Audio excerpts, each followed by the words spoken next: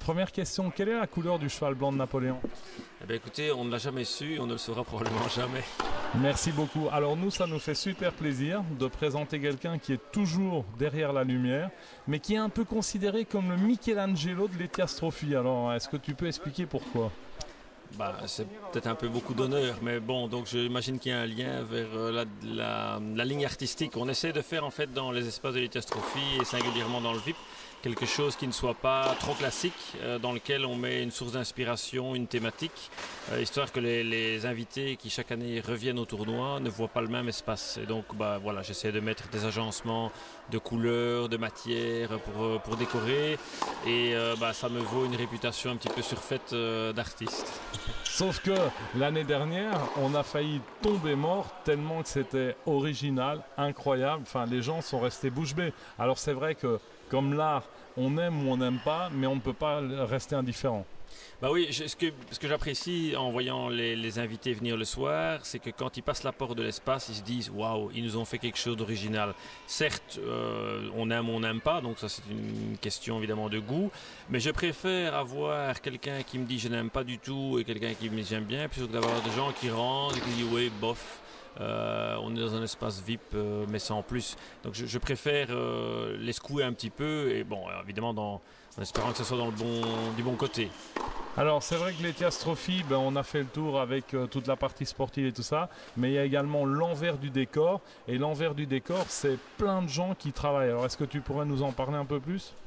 Oui, donc la totalité de l'étiastrophie en production, c'est environ 200 personnes, hein, si on considère les monteurs des tribunes, les monteurs des terrains, les décorateurs, les menuisiers, les équipes de régie, les gens qui font toutes les petites missions de déco, les peintres et autres.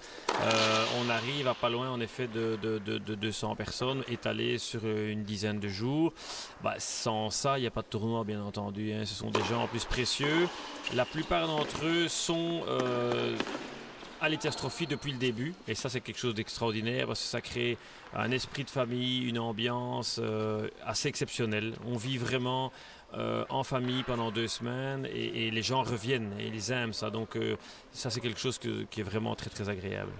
Et puis il faut le souligner, pas juste pour être sympa avec eux, mais c'est vrai que sans des bons régisseurs, on ne peut pas avoir un bon tournoi, c'est impossible.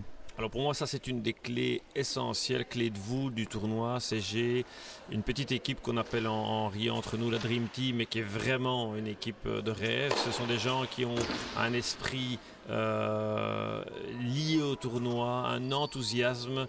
Je vais donner un exemple. Le premier jour du premier jour de montage, on s'est retrouvés, on ne s'était pas encore adressé la parole, et on a fait une petite gigue de joie de se retrouver pour travailler. Donc le plaisir de travailler ensemble est vraiment exceptionnel, et ça c'est parce qu'ils ont un état d'esprit fantastique. Alors on va parler des plus atteints dans cette équipe de régisseurs, c'est-à-dire Pepito. Pepito qui vit en Espagne et qui revient pour l'étiastrophie, enfin c'est monstrueux. Ah oui, donc Pepito, ça fait quelques années maintenant qu'il est dans l'équipe. Il prend congé à Valence pour venir travailler ici avec nous. On avait le cas aussi avec Bryce qui était au Maroc l'an dernier, qui travaillait là-bas, qui vivait là-bas, qui était revenu également. On a Jérôme et Fabrice, et donc en fait ces gars, voilà. Bon, Pepito, c'est un petit peu l'âme du tournoi, avec beaucoup d'esprit et beaucoup de finesse. C'est quelqu'un qui a toujours été là sur le terrain. Il connaît toutes les problématiques des joueurs, les joueurs le connaissent, les arbitres également. C'est quelque chose qui n'a pas de prix au niveau du tournoi. Alors, dernière question, est-ce qu'il faut être atteint pour travailler à l'étiastrophie ? Ah oui, tout à fait. Quelqu'un de normalement constitué n'a aucune chance de s'amuser et de comprendre notre humour. Merci beaucoup Bruno, et bon travail. Merci aussi.